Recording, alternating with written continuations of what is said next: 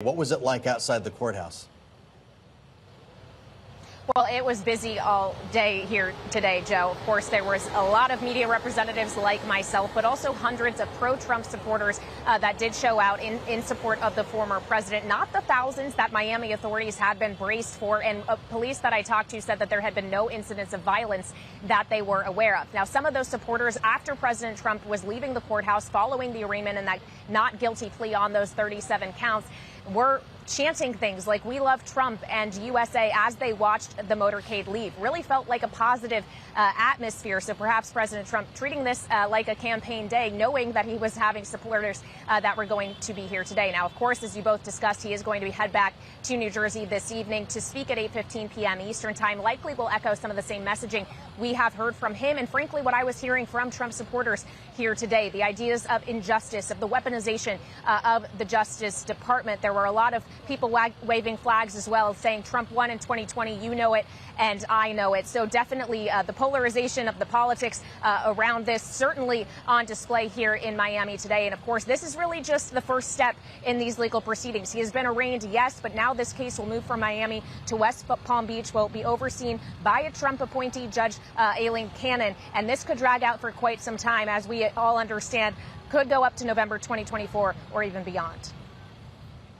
Bloomberg's Kay Lyons, thank you so much, bracing the heat all day in Miami. Joining us now around the table, Bloomberg White House Deputy Editor Mike Dorning and Washington Bureau Senior Editor Wendy Benjaminson. Wendy, let's start with you. Today, huge fanfare, a big show, but actually the substance is what comes next. Exactly. What does come next? Well, next, he will have time, presumably, to prepare his defense. The prosecutors will have time to prepare their case. No trial date was set today. Today was just the sort of intro where he was fingerprinted. They didn't mugshot him, Marshall said, because everybody already knows what he looks like. He was given, for sure. He was not made to pay any bail. As you saw, he was free to go to a restaurant afterwards and is on his way back to New Jersey. They don't consider him a flight risk. So now it's all just sort of goes into sort of stasis for a few weeks at least until we have some more trial developments. It's important to note that we do not have a trial date. We were kind of hoping that we would get that information, Mike. With that said, we do have a Trump legal team, or will, that will do everything it can to delay this case. That's been Donald Trump's specialty over the years. Can we now assume then that this story is going to last the duration of the campaign cycle? It seems likely. Based on what we've heard so far, there's a good chance that they can delay it maybe even beyond the November 2024 election. It's hard to tell exactly how long it will take, but it can take quite a while. That said, when you have this going on, the other trials going on, there's going to be more and more stuff that's going to be coming out that's potentially damaging to Trump with independent voters, right, even if not with the Republican base. If this goes past the November election, doesn't it become much easier for the other candidates that want to be the Republican nominee to not attack him, but just say he's drowning in legal work?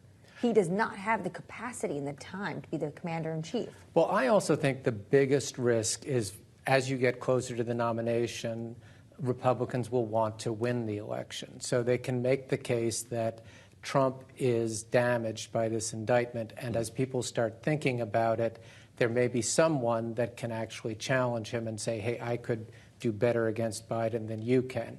But as this comes out, even though the Republicans are rallying around him now, if they perceive him to be a risk in the election, could be a problem.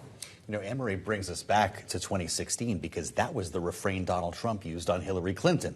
You remember this, Wendy, the compromise candidate. Exactly. You might agree with her on everything, but she's not going to be viable as she's tied up in federal court. That's right. him and now. How dare she be loose with the nation's secrets? Well, yes, that's a whole other, I guess, conversation. We've been hearing a lot about Hillary Clinton, but can his own words be used against him? Absolutely. They were used against him in the indictment itself. The indictment quotes him from 2016 campaign speeches saying that Hillary Clinton played loose with classified documents. And one of the things that the Republican talking points, I think, are missing here, and his supporters are missing, is that these aren't apples-to-apples cases. Yes, Hillary Clinton mishandled classified documents, apparently. Joe Biden had some in his garage, and et cetera.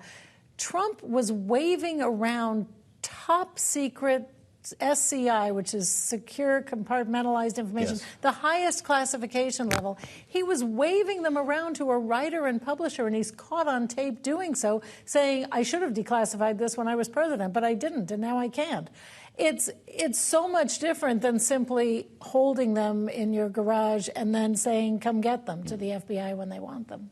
Yeah, it's actually the content of those documents. Exactly right. What a lot of legal experts are also talking about is the fact that there's a lot in this indictment, but that they likely have much more. So this case could be, in Bill Barr's words, his own attorney general, already damning. He said if even half of what's in the indictment is true, he'd be toast. But there could potentially be more. There could potentially be more, and they've already decided, I think, in the interest of trying to keep a lid on this simmering cauldron that American politics is right now, they didn't charge him for any of the documents that he returned.